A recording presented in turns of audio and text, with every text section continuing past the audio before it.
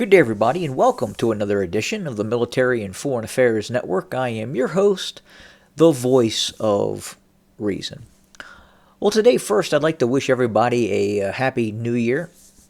I hope everyone is having a very pleasant holiday, be it Christmas or obviously the new year. Now, we are continuing our ongoing coverage of the war between the Russian Federation and Ukraine. Over the past few days, we have seen what we could say are unprecedented attacks by Russian forces against targets throughout Ukraine with the use of various drones and long-range cruise and ballistic type missiles. These have been some of the largest attacks by the Russians since the start of the conflict. We are now starting to see the Russian military production capacity start to have an impact on this conflict. Whether it's the production of Iskander ballistic missiles, KH-101, Kinjal, Killjoys, daggers, what have you. The various types of kamikaze drone known as the Uranium in Russia. These have origins in Iran as the Shahed. Now, the kamikaze drones that the Russians are now using in the form of the Uranium are now starting to look quite a bit different than the drones that the Russians started to use when those systems were first introduced.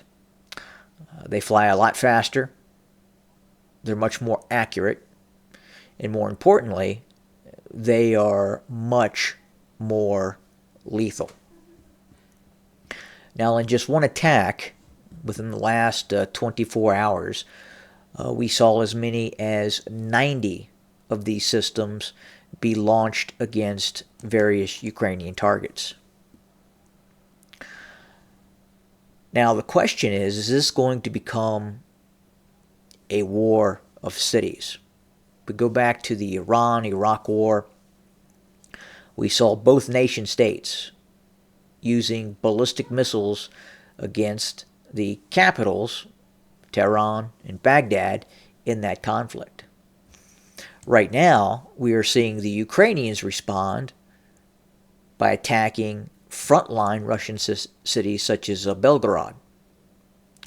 Now, is it possible that we will see the Ukrainians expand the use of drones and even possibly ballistic missile capability further out beyond Belgorod, such as targeting areas near Kursk, Tula, or even going as far as to launch attacks against Moscow? Now, the conflict appears to be escalating. We are entering a new phase of escalation. We are going to see the Russians start to use more and more missile and drone attacks against key Ukrainian targets.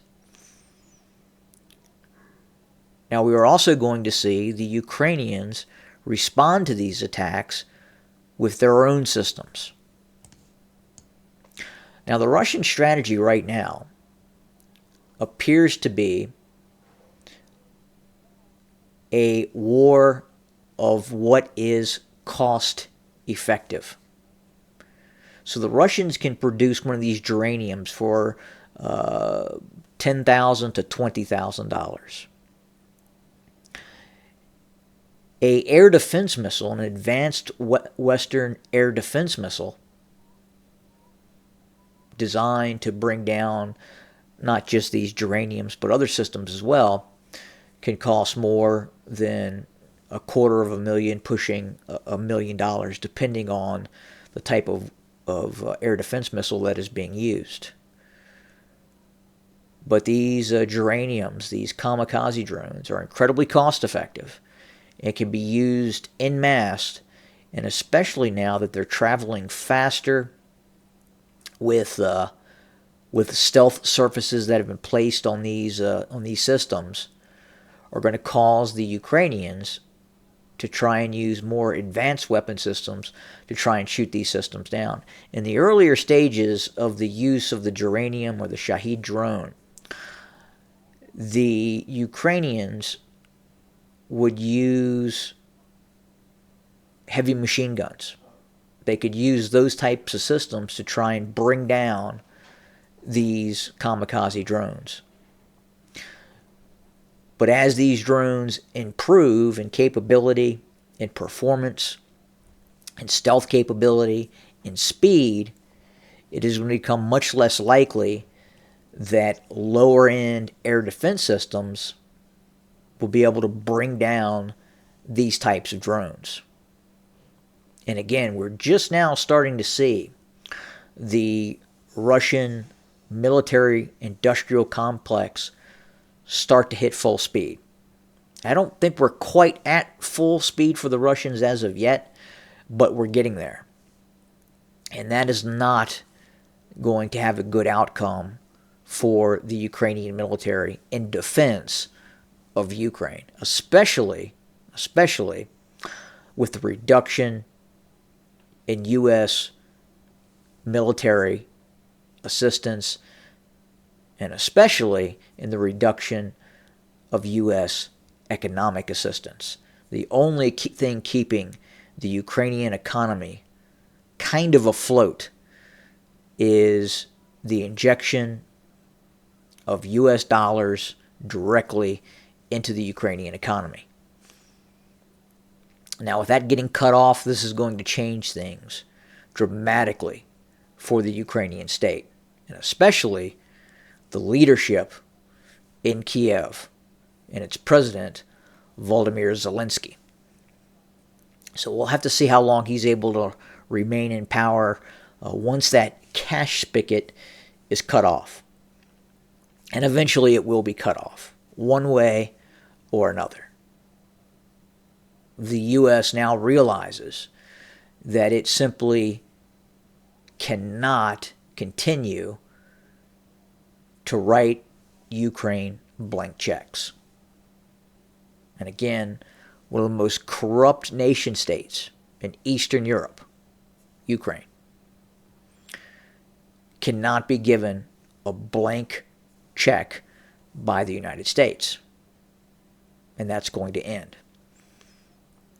More importantly, on the military front, as we've talked about before, the Russian momentum is going to gradually